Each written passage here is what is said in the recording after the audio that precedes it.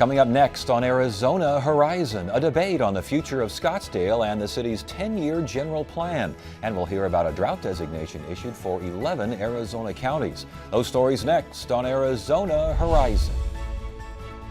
Arizona Horizon is made possible by contributions from the Friends of Eight, members of your Arizona PBS station.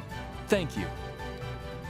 Good evening and welcome to Arizona Horizon. I'm Ted Simons. Phoenix Council member Laura Pastor says she will not run for the congressional seat currently held by her father, U.S. Representative Ed Pastor. The longtime congressman announced his retirement earlier this month, and his daughter's name was mentioned as a likely candidate. But Laura Pastor, who was recently elected to the Phoenix City Council, says she would rather focus on her council district than head to Washington.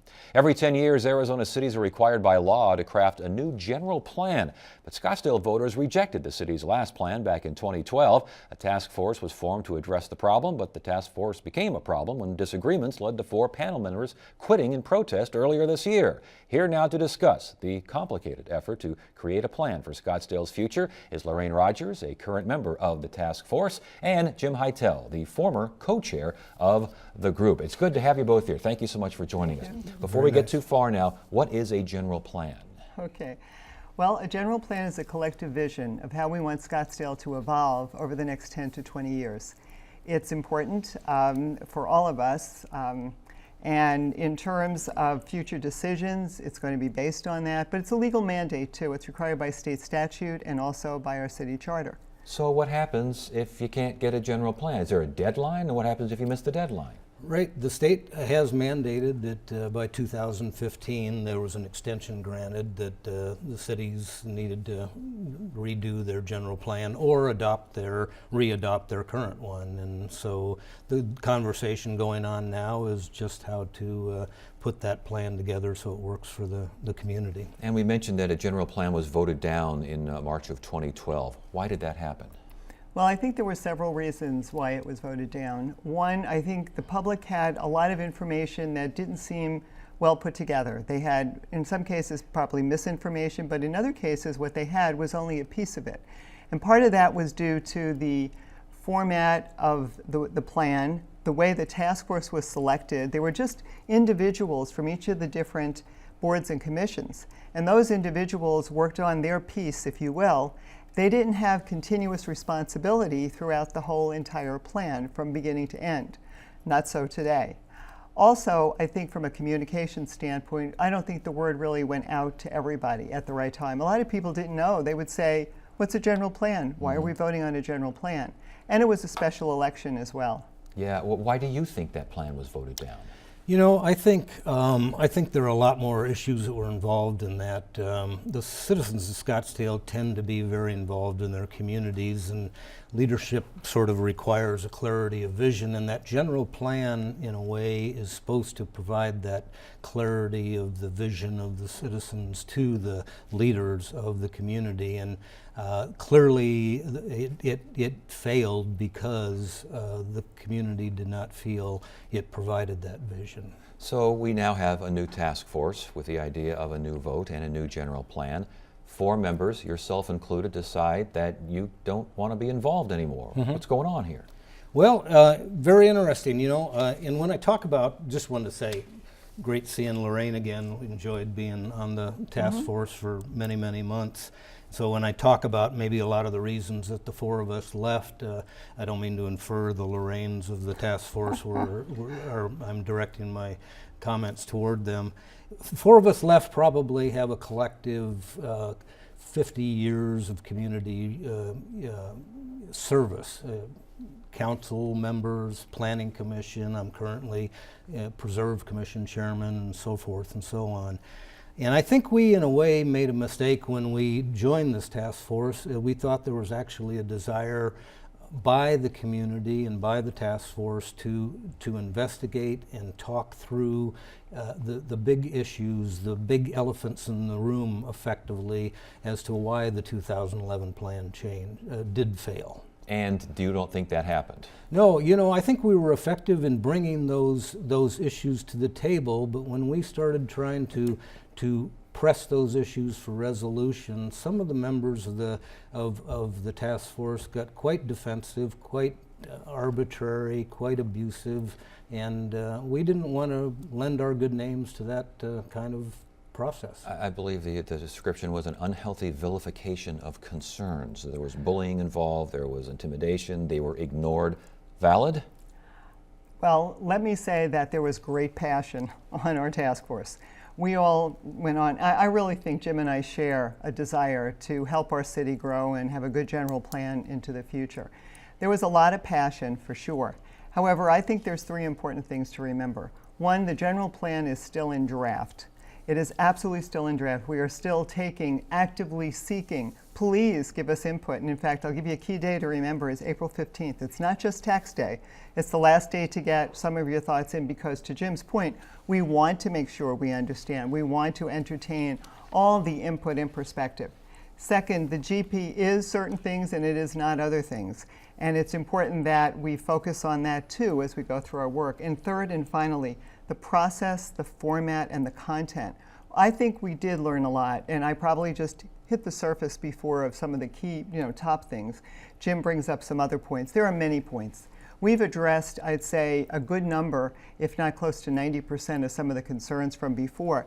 We want more. We absolutely want more. Come Monday night to the task force meeting, go online, come to our open houses. But please do that. We did entertain many, we did talk at length. In fact, we added 4 meetings, 4 special sessions, because, as Jim said, there were a lot of things that really required more dialogue. And real quickly, though, because I don't want to get too lost in the weeds here, but as far as the overview, it sounds to me in researching this, you got growth, and you've got either smart growth or knock it off with the growth. Is that the line of demarcation? Is that the big problem here? No, not at all. I think, first of all, I think the city has not done a very good job in defining to the public in what the general plan is in a way. One of their recent publications said the general plan's a desired vision for a general desired vision for the city.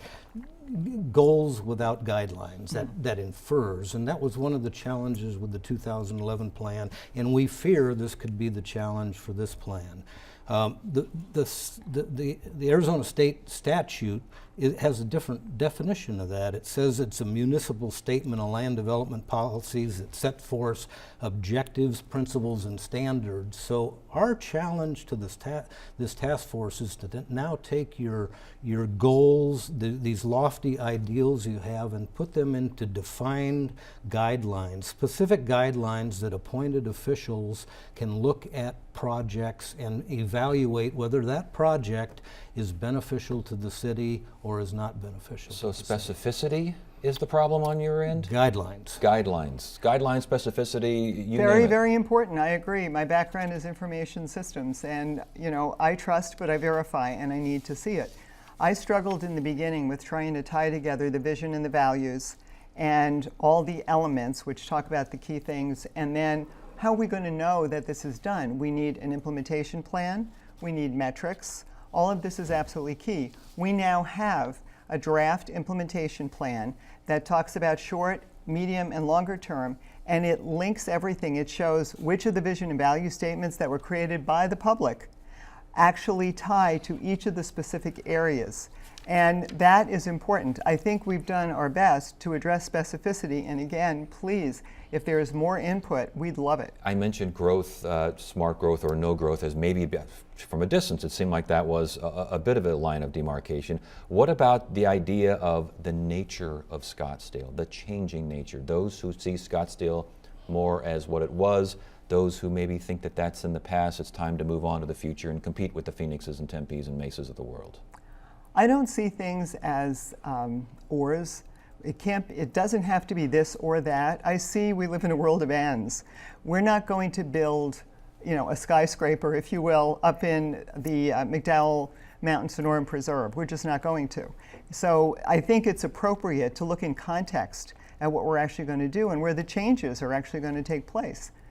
So again, I'm just trying to get a handle on this because you sound awfully agreeable for a debate here, and I'm not seeing what the problem. You quit this panel, and three other folks with you quit this panel. Right. Something wasn't going very well, and it can't be. It's got to be more than just specificity. What's going on here? It was not. It was not a proper context to have a discussion about the important issues. What really needs to happen moving forward? Lorraine says we're not going to build a high-rise here or there. There are no guidelines for the city to evaluate anything right now. There are just a lot of lofty goals. Yes, we want open space. Yes, we want good neighborhoods. Yes, we want high-rises. Yes, we want high density. You know, all of these things. So any development project, it's almost as if the development projects are doing the planning for the city right now. And in our opinion, one of the challenges is to have this guide to a public-private sort of decision-making process that specifically evaluates the effects of projects of height, density, population growth, those sorts of things, because there is an element that is very much attracted to a very high density, high-rise sort of mentality for Scottsdale, with its attendant traffic problems and with no discussion about the economic problems that it could create. Which is the nature of Scottsdale, the future nature. So Yes, is there, but, please, sorry, no, excuse please me, go Ted. ahead. No. The nature of our general plan is it's not a master plan, it's not a development plan, it's not a detailed plan. It is a guideline. And with the implementation plan coming together, then the planning department has to coordinate among all the different groups to make that happen. We've added a lot of what some may call protections, if you will, into the general plan, where, you know, areas like in order to make a change, and by the way, by law, the general plan has to be amendable. So in order to make a change, and if you wanted to introduce something and say this is a major change, it used to be easier. We've added protections to make that harder. We've added things. You've got to go through 16 hoops. Well, actually, I think the actual numbers are maybe 8 hoops, and there used to be 3 or 4.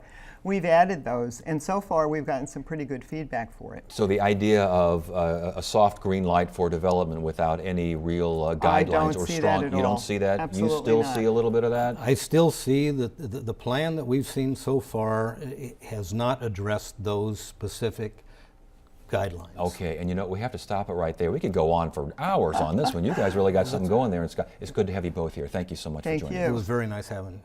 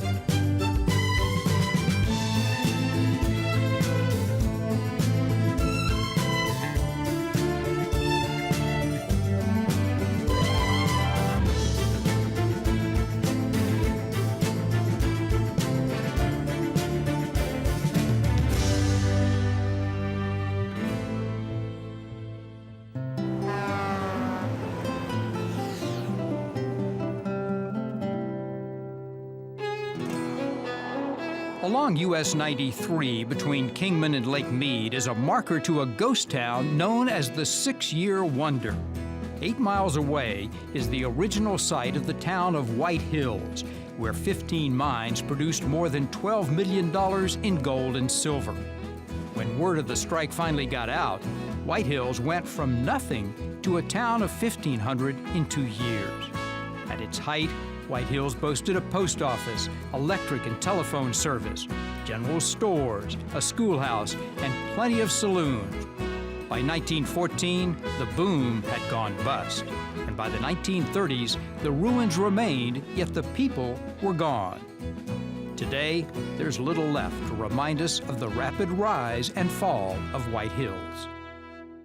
The U.S. Department of Agriculture recently issued a drought designation for 11 Arizona counties. Here now to discuss what the designation means to Arizona farmers and ranchers is Jack Peterson, Interim Director for the State Department of Agriculture. Good to have you here. Thank you for joining us. Thanks for giving me the opportunity. You bet. Drought designation for Arizona counties. Explain that for us, please. Well, basically the federal government kind of tracks things, and then what they make a determination at some point in time that we've met severe enough conditions that now you've, and actually there's some, they categorize them D2 different categories, and once you've reached a certain level, they will make low rate loans available to those folks that have been affected by the drought. Do they measure, do they dig in the ground to see how dry it is? Do they look at the weather and see last time it rained, look at history of rainfall? Yeah, it's it's like with the National Weather Service where they keep track, and we're in what our 20th year of drought, and they look at those types of things. It's just an ongoing monitoring system. And it looks like they have primary areas and contiguous areas as far as designation. What are they talking about here? Yeah, I mean, that's one of those funny things. Well, it stops at this county line, but Yeah. But they just look at the overall conditions within the counties, and those are the counties that they say here's your loans available, but because there's another county, or so it could be an adjoining state that may be declared. If we have a county that is adjoining that state, they will declare that the low-income loans can be available for those counties as well. So basically these low-interest emergency loans, they're there now for Arizona ranchers and farmers. How do they apply for these things? How do they prove that they need these things? I can't tell you exactly how they apply, but I know they go to the Farm Service Agency, and that's where they would go to get these loans. And it's done on an individual basis. I mean, it's not like they have set parameters that says, oh, you got to meet this level or anything like that. You actually have to go into and work with this agency to show that you have incurred some kind of loss due to the drought. So side-by-side ranches could show different effects and thus qualify for different kinds of loans. Definitely. Interesting. Yes. Talk to us about how bad it is out there. The drought's impact on Arizona. What are you seeing? It's something people don't think about very often as we look at the rural communities, and it has been devastating. I mean, we're in as a urban dweller. I look at my plants in my yard, and I have to get out there and water again. Think about that on a large scale basis. When you got the ranchers who are dependent upon the moisture to have forage for their cattle to feed. Without that, they have to buy feed. And people go, well, agriculture, they get all this free stuff. We should worry about that, because the agriculture community is what supports, that creates a tax base in the rural environments. And these small communities need that to allow, to continue to grow. And the financial damage out there, what are you seeing? Are we seeing some ranchers and some farmers actually failing because of the drought? Well, I can tell you that the cattle numbers now are the lowest they've been since, I believe it's 1953. So that just tells you what an impact it has had on the number of cattle in production right now. So that's just one statistic, and I heard that from somebody else just recently. So it is, I drove to, about a week ago, I drove up through to northern Arizona, and you can see the drought, how everything's brown. This is the time of the year when we should be getting some rains, or should have had some rains, and things are green, but it's brown. And that has a tremendous impact on everyone. Are there certain ranchers, farmers in certain parts of the state that seem to be getting hit more than other areas? I can't give you an answer for that. Okay. I can just talk about the areas I've been in, and the drought is there. Well, and talk about the areas you've been, and I know you say when you drove up to northern Arizona, you looked around, it's obvious that things are bad out there. Give us some more examples. I drove up towards the Snowflake area, and they had the devastating fire up in that area, and you look for the rain to have Mother Nature do its magic and bring things back, but it's brown and gloomy, and it's unfortunate because we're not seeing that nice spring growth. Yeah. And if you're dependent upon that for your animals, it has a tremendous impact on you. As far as the declaration is concerned, again, this is a disaster declaration. It's a drought declaration, but a disaster declaration because of the drought, correct? Correct. One and the same. Did we have one last year? Did we have one the year before? We have had these in past years, and again, what this does is it makes the low interest loans available. You know, I honestly, I can't tell you that this is something that people are just jumping for joy on because, Yeah. you know, farmers are resilient. You know, they figure ways to make things work. And this just allows them another tool to help them survive, which, as I stated, we should all care about, because without the rural community, who's going out? They go out there and they look at that land every day. Right. You know, without that, what do we do?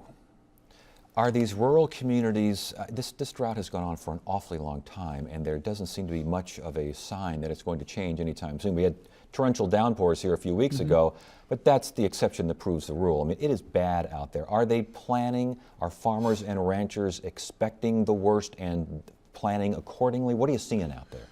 Yeah, farmers, again, not only are they resilient, but they're good businessmen or good businesswomen. And, you know, that's one of the things that, and I wish I had the statistics that I could throw out at you, but if you look at the efficiency in the water usage that the agriculture community has made over the years, how they've improved their water efficiency, and they're doing everything they can to ensure that, because, you know, when we do get into drought situations, the agriculture community loses. Yeah. Well, it's interesting. Again, you hate to hear it. 11 counties getting these opportunities for these low-interest emergency loans, but it's obvious folks need it. Let's hope it helps. Thank you so much for the information. It's good to have you. Thanks for joining us. Thank you. And Friday on Arizona Horizon, it is the Journalists Roundtable. Lawmakers continue efforts to derail Arizona's recently implemented education standards and the latest on ideas to improve the state's proposed new child abuse agency. That's Friday on the Journalists Roundtable. And that is it for now. I'm Ted Simons. Thank you so much for joining us. You have a great evening.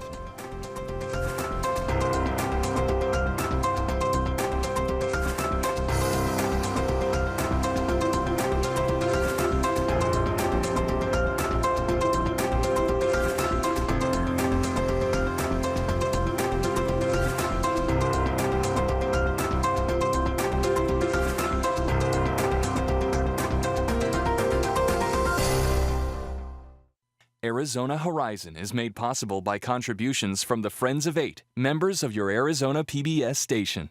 Thank you.